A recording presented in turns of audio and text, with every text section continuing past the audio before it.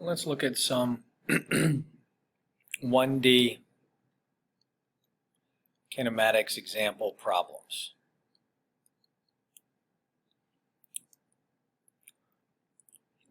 Let's consider a block sliding down a ramp from rest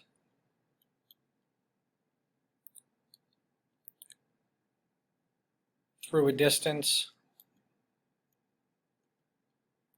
of 2.00 meters in a time of 4 seconds.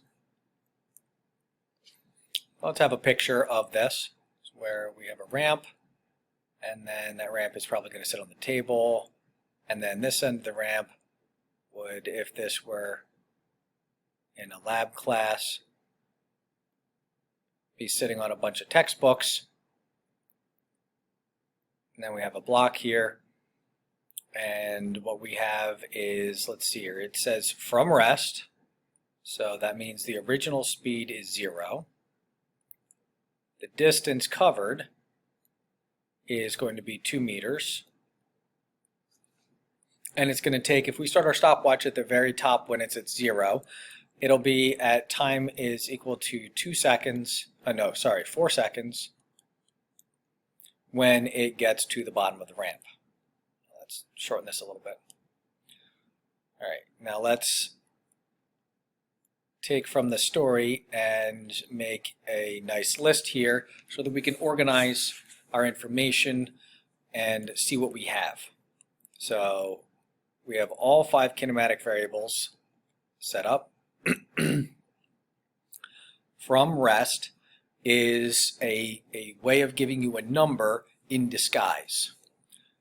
So rest means not moving, and I already said that means VO is equal to 0. So in our list we'll put 0. Distance of 2 meters, and a clue for that is also in the units, meters. That's always going to be S is equal to something meters, or something feet, or something kilometers. And then I give you time of 4 seconds. So 4.0 seconds. I also said time of, so that would be T equals whatever that number is. Also the clue is seconds is your measurement of time. Now, 2 questions and how they would be worded. Calculate the speed of the block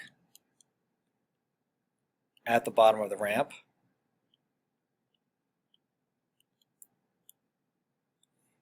And then a second question that I can ask, since I'm asking about the speed at the bottom of the ramp, I can also ask about the other kinematic variable that I didn't give you, the acceleration of the block on the ramp. So calculate the acceleration of the block on the ramp. So this way of doing it, notice that all 5 of the kinematic variables are accounted for. 3 of them are given in the problem, and 2 of them are then asked for. You always must be given 3 kinematic problems in the story, in the situation, in the scenario, whichever one you want to use.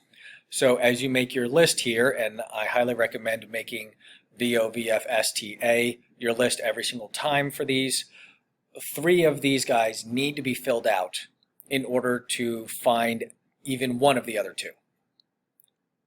All right, let's consider part A. What's the speed of the block at the base of the ramp? So we have a VO, we have an S, we have a T, we're looking for VF.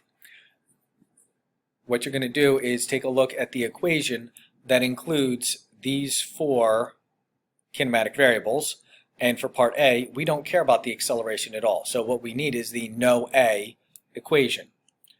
And that one looks like this. It's the average speed times the time.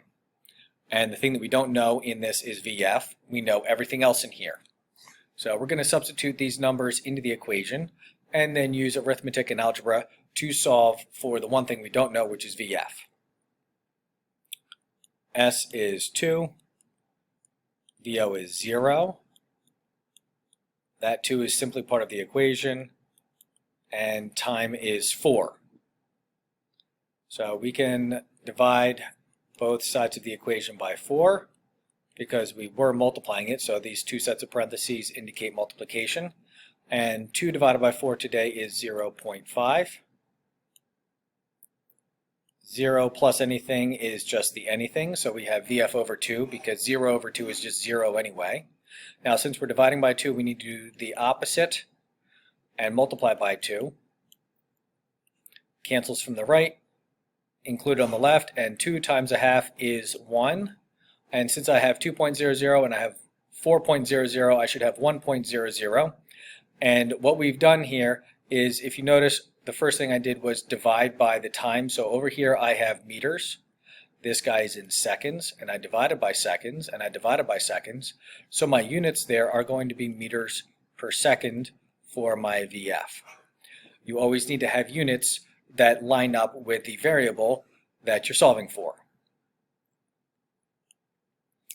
In part B, now that we have our final velocity, 1.00 meters per second,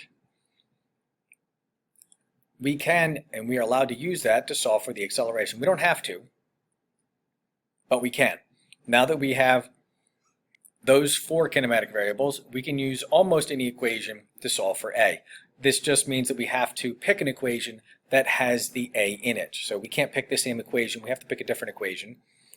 You can pick any one you want and you should get the same answer no matter what. I will choose this one. VF equals VO plus AT. Now I know what VF is. It's 1.00. The original speed was 0. The acceleration is what I'm looking for. And the time that I gave you way back at the beginning of the story was 4. So 0 plus anything is just the anything. And now we have A times 4. The inverse of multiply is divide, so we will divide just like we did last time with time. It cancels from that side, and we have 1 divided by 4, which is 0.25. And now let's take a look at our units. What units should we have for the acceleration? Well, the units for final speed are meters per second, and the units of time are seconds, and what I did here was divide by seconds and divide by seconds. So I have meters per second divided by seconds again. And the usual way of writing that is meters per second squared, and that will be our acceleration.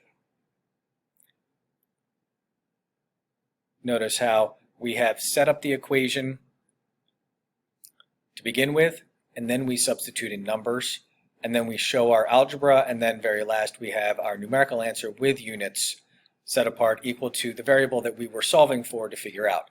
So now we have a complete picture of the motion of this block on the incline, and that's how all of these problems work.